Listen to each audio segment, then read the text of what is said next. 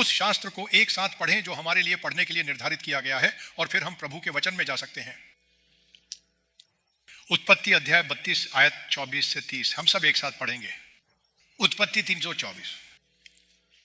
तब याकूब अकेला छोड़ दिया गया और एक आदमी उसके साथ दिन भर संघर्ष करता रहा। अब जब उसने देखा कि वह उसे हरा नहीं सकता, उसने याकूब के कूल्हे को छू लिया, जिससे वह कुश्ती करते समय याकूब का कूल्हा खिसक गया। और उसने कहा, मुझे दिन के ब्रेक के लिए जाने दो। लेकिन उसने कहा, मैं तुम्हें तब तक जाने नहीं दूंगा जब तक तुम मुझे आशीर्वाद ना दे। तब उसने पूछा, तुम्हारा नाम क्या है? उसने कहा, याकूब। और तब उसे बताया गया, अब से तेरा नाम याकूब नहीं बल्कि इज़राइल होगा, क्योंकि तूने परमेश्वर और लोगों से संघर्ष किया और जीत हासिल की। तब याकूब ने पूछा, अपना नाम बताओ, मैं प्रार्थना करता हूं। और उसने कहा, तुम मेरे नाम के बारे में क्यों पूछते हो? और उसने वहां उसे आशीर्वाद दिया। इसलिए याकूब ने उस स्थान का नाम पेनील बुलाया, क्योंकि मैंने परमेश्वर को आमने सामने देखा और मेरा जीवन बच गया है। पिता, हम प्रभु के शब्दों के लिए आपका धन्यवाद करते हैं।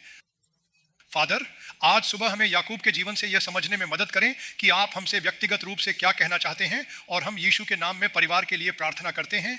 आमीन। कृपया बैठें। हम प्रभु के वचन से ध्यान जारी रखेंगे, क्योंकि हम अपनी श्रृंखला परिवारों, बाइबल परिवारों पर आगे बढ़ते हैं जो बाइबल में पाए जाते हैं।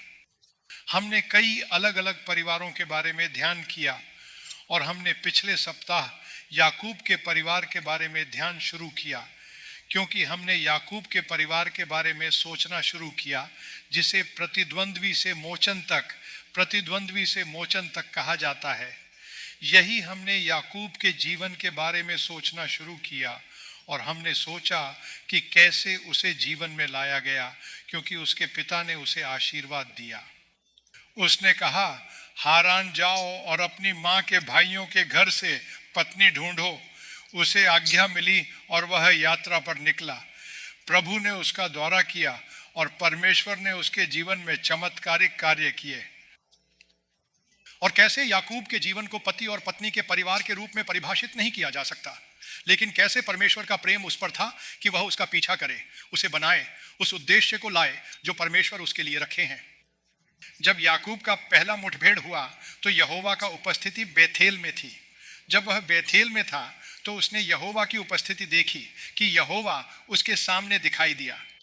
उस समय याकूब ने ईश्वर के साथ मुठभेड़ को केवल लेन देन आशीर्वाद के रूप में समझा।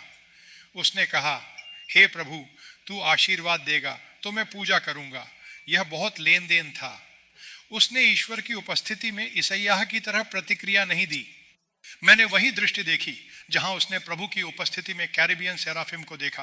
उसने चिल्लाकर कहा, मैं अशुद्ध हूं, मेरे होंठ अशुद्ध हैं। उसने अपनी सब चीजों पर पश्चाताप किया।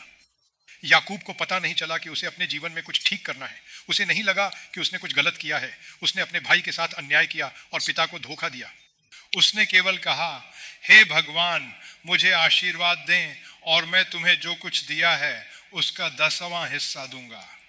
ये पहली मुठभेड़ थी, लेकिन लाबान के घर जाने के बाद भगवान का प्रेम उसका पीछा करता रहा। हम जानते हैं कि कैसे उसने राहेल से शादी के लिए 7 साल काम किया, परंतु जब शादी का दिन आया तो वह धोखा दिया गया कि राहेल के बजाय लेह के साथ अपनी शादी पूरी कर ले। वह सुबह उठा। उस समय वह वास्तव में यह भी नहीं जानता था कि उसने खुद अपने पिता के सामने अपने भाई के रूप में, एक अलग पहचान के रूप में खुद को प्रस्तुत करने के लिए कुछ किया था। हर एक बात वापस आ रही थी और उसने इसे पहचान नहीं पाया। भगवान चाहते थे कि वह जागरूकता में आए और समझे कि शादी के दिन उसे जो धोखा मिला वह उसकी पुरानी करतूतों का परिणाम था। उसने पश्चाताप नहीं किया, लेकिन परमेश्वर उस पर धैर्य रखता रहा। और फिर लिया का जीवन आया। हमने देखा कि कैसे लिया ने अपने नवविवाहित पति के साथ 7 दिन का जीवन बिताया, इससे पहले कि उसकी बहन याकूब की पत्नी बन जाए। अब याकूब के लिए एक नई पत्नी थी। हमेशा कोई ना कोई लिया के प्यार के लिए प्रतिस्पर्धा करता था। लिया को प्यार नहीं मिला। परमेश्वर ने देखा कि लिया को प्यार नहीं किया जा रहा था। हम अपने जीवन में भी कई बार देखते हैं, हमारे पास सिर्फ ऐसे परिवार हैं जो वहां हैं। पति अपने पति या अपनी पत्नी के प्रति बहुत असंवेदनशील हैं। और याकूब ने खुद से कहा होगा, मुझे लिया की परवाह नहीं है, क्योंकि मैंने उससे शादी करने का पूछा नहीं था। यही सोच पाते होंगे। मेरे ससुर ने मुझे धोखा दिया और वह यह संपार्श्विक क्षति है, इसलिए यह वास्तव में मेरी जिम्मेदारी नहीं है। वह यही सोच रहा था, लेकिन वह उसके प्रति वफादार था। वह उसकी ज़रूरतों का ख्याल रखता था। उसके कपड़े, आश्रय और मानसिक संबंध थे, उसके बच्चे थे, सब सच था, लेकिन प्यार नहीं था। कई बार हम अपने परिवार में इस जीवन में आते हैं और जहां पति हम सोचते हैं कि हम हैं, हम हमेशा उसके लिए अपनी पत्नी के प्रति सही हैं, कि हम उनकी देखभाल कर रहे हैं, वे उनके लिए प्रदान कर रहे हैं, वे उनके लिए आश्रय प्रदान कर रहे हैं, लेकिन फिर भी वह प्यार न दिखाएं जो भगवान हमें उनके प्रति दिखाने का फैसला करता है। और यह एक विशेषाधिकार है कि पति पत्नियों से प्यार दिखा सकते हैं। कई बार हमें यह नहीं पता कि ईश्वर ने पति को पत्नी के लिए ईश्वर का प्रतिनिधित्व करने के लिए बुलाया था। भगवान ने कहा कि पति भगवान के अधीन होना चाहिए और पत्नी पत्नी के अधीन होना चाहिए। पत्नी के माध्यम से पति ईश्वर का प्रेम चमकाता है। इसका यह मतलब नहीं है कि ईश्वर पत्नी से प्रेम नहीं करता है। और जब पति अनुपस्थित होता है और पति पत्नी के प्रेम को नहीं दिखाता है तो खुद भगवान वहां कदम रखता है। यही हम लिया के जीवन में देखते हैं। लिया अपने 4 बच्चों या 4 बच्चों को अपने साथ बंधने में सक्षम थी और हर बच्चा जो पैदा हुआ था, लिया हमेशा उस पति के प्यार के लिए उत्सुक था। वह कहती थी कि मेरे पति मुझसे प्यार करेंगे और मेरे पति मुझसे प्यार करेंगे। वह उसकी कठोर रोना था, लेकिन ऐसा कभी नहीं हुआ। लियाम याकूब सच्चे मायने में प्यार करने वाले जगह पर नहीं आया और वह अभी भी उस जगह पर नहीं आया जो उसके लिए ईश्वर के उद्देश्य और योजना को समझता है। अब हम अपना ध्यान राहेल, रेचल, द चेरिस्ड एन की ओर मोड़ेंगे और जैकोब के जीवन का दूसरा चरण अध्ययन करेंगे। राहेल, द चेरिस्ड एक। बाइबल उत्पत्ति 29 आयत 28 और 30 में कहती है, तब याकूब ने ऐसा किया और ल्याह का सप्ताह पूरा किया। इसलिए उसने अपनी बेटी राहेल को भी पत्नी के रूप में दिया और याकूब भी राहेल के पास गया और वह भी राहेल से लेह से अधिक प्रेम करता था और उसने लाबान के साथ 7 साल और सेवा की। अब हम देखते हैं कि राहेल वही थी जिसे संजोया गया था। वह उससे बहुत प्यार करता था। वह उस दिन उसकी लुक से बहुत प्रभावित था। पहला दिन जब उसने देखा और वह उसके साथ बहुत खुश थी। वह इतनी खुश थी कि इस समय उसकी शादी राहेल से हो सकती थी, लेकिन वह समझ नहीं पाता कि वह अपनी पहली पत्नी लिया के साथ गलत कर रहा है जो उससे शादी कर रही थी। राहेल उसके बहुत करीब थी। फिर भगवान ने उस जगह आने का फैसला किया और याकूब का ध्यान आकर्षित करना चाहा। और हम उस उत्पत्ति 19:23 को देखते हैं। जब प्रभु ने देखा कि लिहा की अनुमति नहीं है, उसने उसका गर्भ खोला और राहेल बंजर हो गई। यह वह जगह है जहां भगवान याकूब का ध्यान आकर्षित करने की कोशिश कर रहे थे और कुछ होना आवश्यक था। याकूब राहेल से सच्चा प्यार करता है। ऐसा बिल्कुल नहीं है कि वह राहेल को बच्चे पैदा करना पसंद नहीं करते। वह हमेशा चाहता था कि उसके अपने लिए बच्चे पैदा हों। वह वास्तव में जोसेफ से प्यार करता था जब वह पैदा हुआ था, क्योंकि वह अपनी प्यारी राहेल से पैदा हुआ था। यही वजह है कि वह इतना प्यार करता था। वह हमेशा से चाहता था कि राहेल के बच्चे हों, लेकिन वह ऐसा नहीं कर सकती। वह बिल्कुल गर्भवती नहीं हो पाई। साल बीतते गए, दिन बीतते गए और उसकी गर्भवती बिल्कुल नहीं थी। एक बेटा, दूसरा बेटा, तीसरा बेटा और चौथा बेटा था, फिर भी राहेल के जन्म में कोई बच्चा नहीं था। फिर भगवान याकूब का ध्यान आकर्षित कर रहे थे और कहने की कोशिश कर रहे थे कि कुछ किया जा सकता है, लेकिन याकूब का अभी भी वह रिश्ता नहीं था जो भगवान चाहते थे। याकूब को उस समय विचार करना चाहिए था।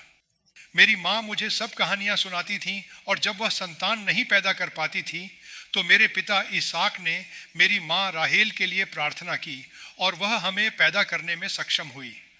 मुझे भी अपनी पत्नी के लिए प्रार्थना करनी चाहिए थी, पर याकूब ने ऐसा नहीं सोचा क्योंकि उसका भगवान के साथ मजबूत संबंध नहीं था। मेरे प्रिय पति, बस सोचें कि भगवान आपका पीछा कर रहे हैं और चाहते हैं कि आप ध्यान उनके तरफ मोड़ दें ताकि आपका जीवन और परिवार आशीर्वाद बन सके। लेकिन याकूब को यह महसूस नहीं हुआ कि उसे कुछ अलग करना होगा। राहेल उसके पास आई और उत्पत्ति अध्याय 30 आयत 1 में भी आई थी। अब राहेल याकूब से बहुत दुखी और क्रोधित थी। राहेल कह रही थी, अब राहेल ने देखा कि उसने न याकूब जन्म दिया और न बच्चे जन्म दिए। राहेल ने अपनी बहन से ईर्ष्या की और याकूब से कहा, मुझे बच्चे दो अन्यथा मैं मर जाऊंगा। यदि आप इसे देखते हैं तो यह बहुत बहुत मजबूत शब्द है कि राहेल अपने पति याकूब को कहती है कि वे मुझे बच्चा देते हैं या मैं मर जाऊंगा।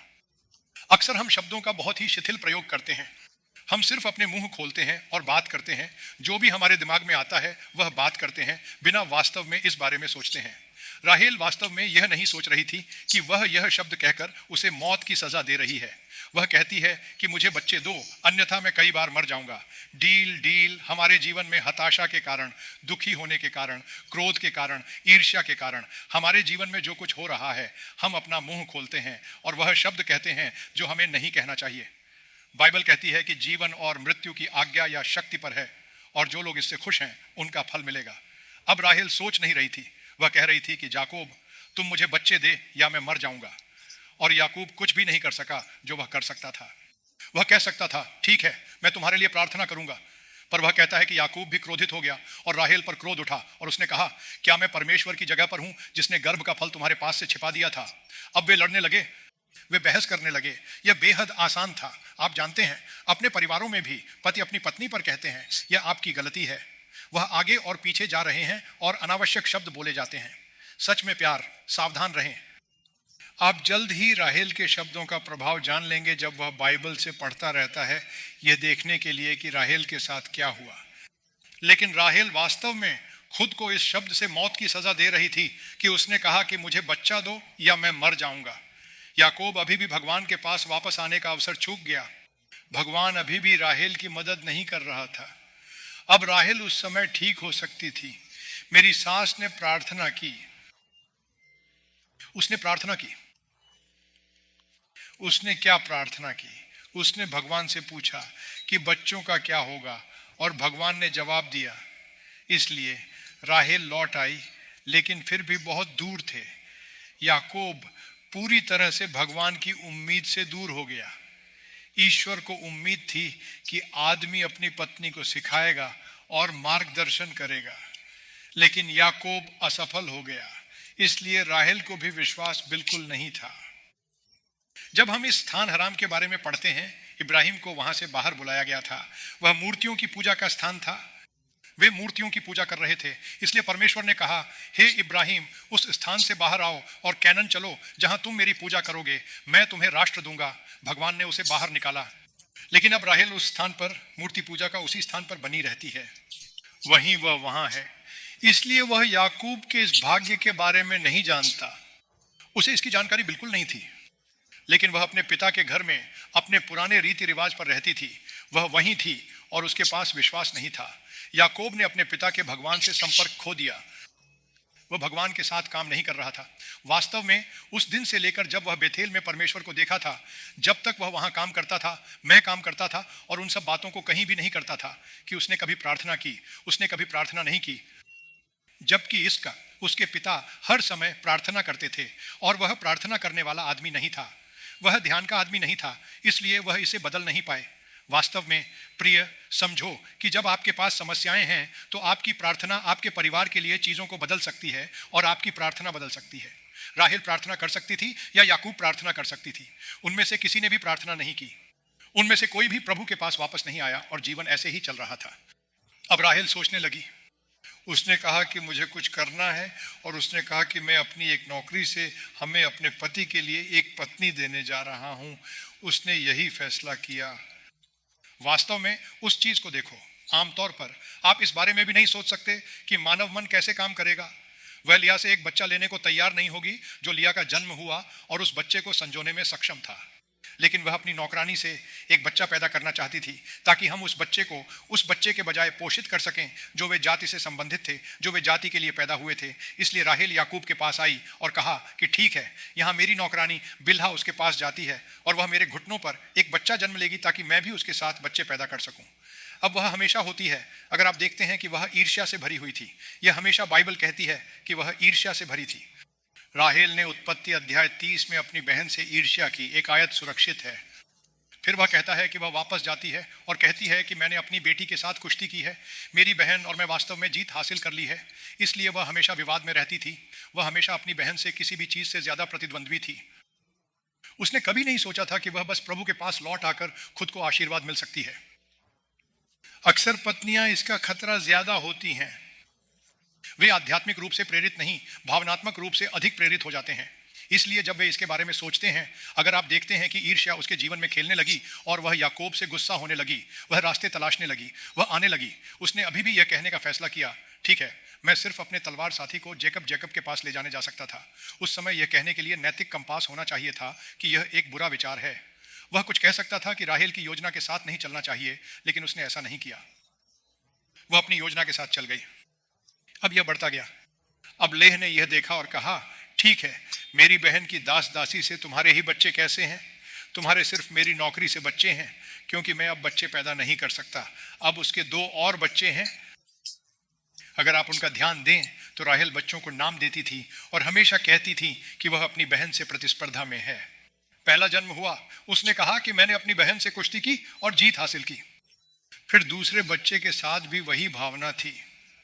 उसने दावा किया, मैंने जीत हासिल की और बड़ी मुश्किल से एक बेटा पाया ताकि मैं अपनी बहन को मात दे सकूं। जिस क्षण आप हमेशा किसी और के पीछे जाने के स्थान पर आते हैं, वह एक आशीर्वाद था। उसके स्वार्थी महत्वाकांक्षा के कारण उसे और बच्चे चाहिए थे, क्योंकि उसकी बहन के अधिक बच्चे थे। तब पूरा परिवार अफरा तफरी में फंस गया, उथल पुथल में चले। अब राहेल मुझे ईर्ष्या थी, गुस्सा हुआ था और वह किसी तरह बच्चे पैदा करने के तरीके बनाते रहे। भगवान ने उसे संतान सुख से वंचित रखा। प्रकृति सोच रही थी और वह हर तरह से सोच रही थी। एक दिन लियो के बेटे रिबेन को मैदान से मैंड्रेक मिले और वह उसे अपनी मां के पास ले आया। उसकी मां राहेल और रैचल ने यह देखा। उन्होंने कहा कि उसने सोचा कि मेरी बहन के इस मैंड्रैक्स की वजह से कई बच्चे पैदा हो पाई हैं। उसके पास एक जादू मैंड्रैक्स है जिसे उन्हें उन दिनों कहा जाता था। मैंड्रैक्स उस समय झांत था। लोगों का मानना था कि उनके पास एफ्रोडिसिया की ताकत थी ताकि वैवाहिक संबंध मजबूत हो सके। इसलिए राहेल ने सोचा कि ठीक है, मैं बस ऐसा करने जा रहा हूं, मैं मैंड्रैक्स लेने जा रहा हूं, मैं गर्भवती हो जाऊंगी। वह हमेशा अपनी नौकरानी या जादू से रास्ता खोजने की कोशिश करती थी, लेकिन भगवान के माध्यम से नहीं। जब हम बहुत मेहनत करते हैं और कई चीजें आजमाते हैं तो कभी कभी भगवान उसे आशीर्वाद नहीं देते। भगवान आशीर्वाद दे सकते हैं, कभी भी आशीर्वाद नहीं दे सकते हैं। आखिरकार भगवान ने राहेल को याद किया और भगवान ने उसे एक बेटा भी दिया। परमेश्वर ने उसे याकूब नाम से एक पुत्र दिया और परमेश्वर ने उस पर बहुत दया की है। यद्यपि राहेल कभी प्रभु के पास नहीं आई या राहेल कभी प्रभु की उपस्थिति में प्रार्थना नहीं की, परंतु परमेश्वर ने उसके लिए यह आशीर्वाद दिया और उसका कमरा खोला ताकि जोसेफ का जन्म हो सके। और अब राहेल के लिए जिंदगी थोड़ी आसान हो रही है। उसका अपना बेटा भी है, वह वहां चल रही है और यही समय है जब याकूब का जीवन अब बदल रहा है। वह अपने पिता के घर लौटना चाहता था, इसलिए वह अपनी पत्नी के पास चला गया। उसने उन्हें फोन करके कहा कि भगवान ने मुझे वापस आने को कहा है और तुम्हारे पिता ने मुझे धोखा दिया है, इसलिए मुझे वापस जाना होगा। और वे सभी वापस जाने लगे। और यह बहुत महत्वपूर्ण है, जब वे फिर से जाने की तैयारी कर रहे थे तो राहेल अभी भी अपने पुराने तरीकों पर बाध्य थी। जैकब कह रहा था कि हम सब तैयार हो जाते हैं। वे सब तैयार हो रहे थे और राहेल ने अपने पिता की मूर्तियां चुरा ली और याकूब इसे नहीं जानता था। वे वापस जाने वाले थे, बस इतना ही। इसीलिए राहेल ईर्ष्या करने के बाद, क्रोध होने के बाद और कई तरीकों से विभाजित और चालाक होने के बाद और प्रभु के पास नहीं आने के बाद अब हम मूल कारण समझते हैं कि वह क्यों नहीं कर सका। क्योंकि वह अपने पिता की मूर्तियों पर विश्वास रखती थी और याकूब के देवता पर नहीं, इब्राहिम के देवता पर न एक कवर, न यहोवा के देवता पर बिल्कुल भी नहीं। उसका विश्वास कभी नहीं बदला। जब याकूब कह रहा था कि वापस आओ, चलो कैनन पर वापस जाते हैं, और उसने अपने साथ मूर्तियों को अपने स्थान पर कैनन में लाने का फैसला किया कि वह कैनन में एक घर बनाने जा रही है। इसलिए उसने यह महसूस किए बिना कि वह क्या कर रही थी, और याकूब विश्वास से दूर था। और यही जगह है जहां ईश्वर याकूब का पीछा करना जारी रखता है। आपको भगवान के पास वापस आना होगा। लेकिन याकूब ऐसा नहीं कर रहा है और राहेल पूरी तरह से खो गई है और वह चली गई और उसके पिता से मूर्तियां चोर लीं। और उन्होंने कैनन की यात्रा पर कहा, और जब लाबान को बताया गया कि याकूब भाग गया तो उसने लोगों के एक समूह के साथ उसका पीछा किया और भगवान सपने में उसके पास आया और उसे बताया कि कुछ भी बुरा मत बोलो, केवल याकूब के लिए अच्छा, और वह उसे चाहता है। उसने उसे चेतावनी दी, उसे निर्देश दिया और उसने यह बातचीत शुरू की। अब याकूब उस समय भी एक बार फिर कुछ बहुत महत्वपूर्ण कह रहा था। लाबान बहुत गुस्सा था।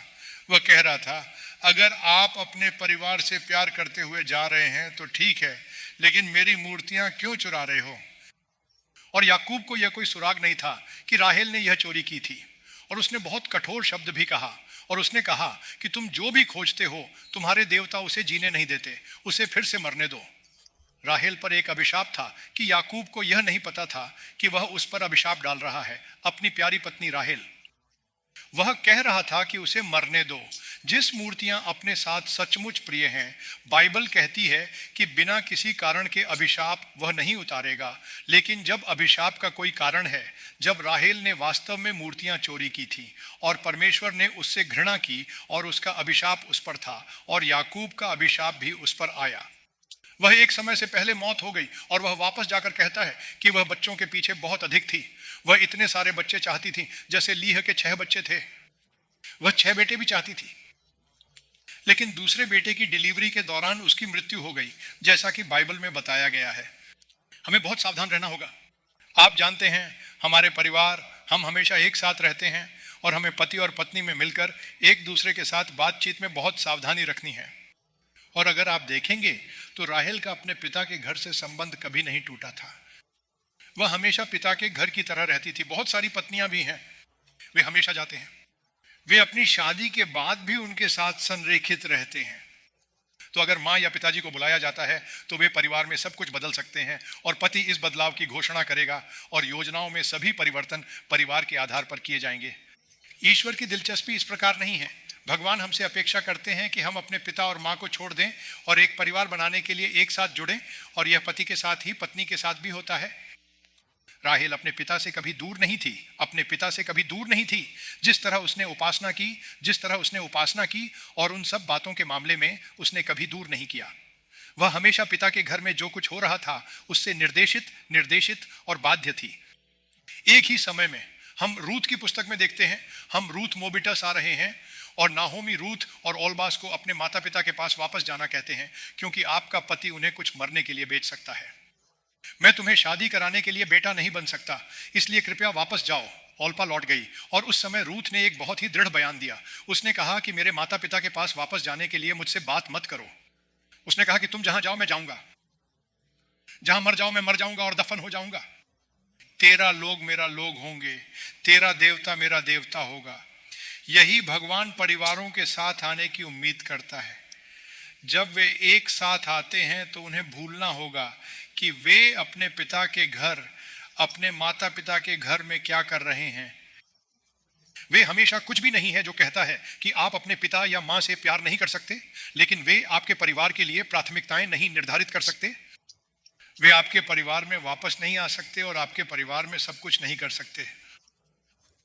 और कभी कभी यह पारिवारिक मामलों में हस्तक्षेप अच्छे माता पिता या कभी कभी गलत माता पिता द्वारा होता है। माता पिता यह सोचते हैं कि वे ऐसे बच्चों को लाए हैं जो जीवन के अंत तक उनकी देखभाल करने के लिए अपने जीवन भर वहां रहेंगे। उन्होंने कहा, मुझे उनके परिवार की परवाह नहीं है, मैंने इस बच्चे को पालन पोषण किया, मैंने अपना सारा पैसा, अपनी सारी ऊर्जा इस बच्चे को शिक्षा दिलाने में खर्च की, इसीलिए उन्हें मेरी देखभाल करनी पड़ी। और उस धारणा के साथ, उस तरह की सोच के साथ कई परिवार इसकी वजह से रूफस में हैं। ऐसे परिवार हैं जो पति और पत्नी के रिश्ते के बीच में आने के लिए इतना हेर फेर कर रहे हैं। सावधान रहें। यदि आपके जीवन में ऐसा हो रहा है तो आपको सावधान रहना चाहिए। मैंने बहुत समय पहले सुना था जब एक भाई ने यह कहा, और जब उनकी शादी हुई तो नई पत्नी घर आई थी और मेरी शादी के उस पहले दिन के बाद दूल्हे की मां ने नवविवाहित के 2 बिस्तर अलग कर दिए ताकि वे दूर हो जाएं। और वह चला गया और बिस्तर को एक साथ लाया और वह फिर से अलग हो गया। आप जानते हैं, आप सोच सकते हैं कि मैं झूठ बोल रहा हूं, ऐसा कुछ नहीं होगा, लेकिन वास्तव में उनके घर में ऐसा हुआ। और वह भगवान का आदमी था और उसने प्रार्थना की और उसने कहा कि वह गया, वह विश्वास नहीं करेगा, वह बाजार गया, उसने कुछ रस्सियां खरीदी और उसने 2 बिस्तर को एक साथ लाया और वे उन्हें एक साथ बांध दिया, इसलिए वे कभी अलग नहीं होंगे। हालेलुया। हमें समझना था। और साथ ही ऐसी पत्नियां हैं जिन्हें हम सुनते हैं कि वे वास्तव में यह समझ नहीं पाते हैं कि रेखा और वित्तीय मामलों को कहां खींचना है। माता पिता और पत्नियों के साथ और शादी से पहले वित्तीय लेन देन होते हैं और यह जारी रहता है।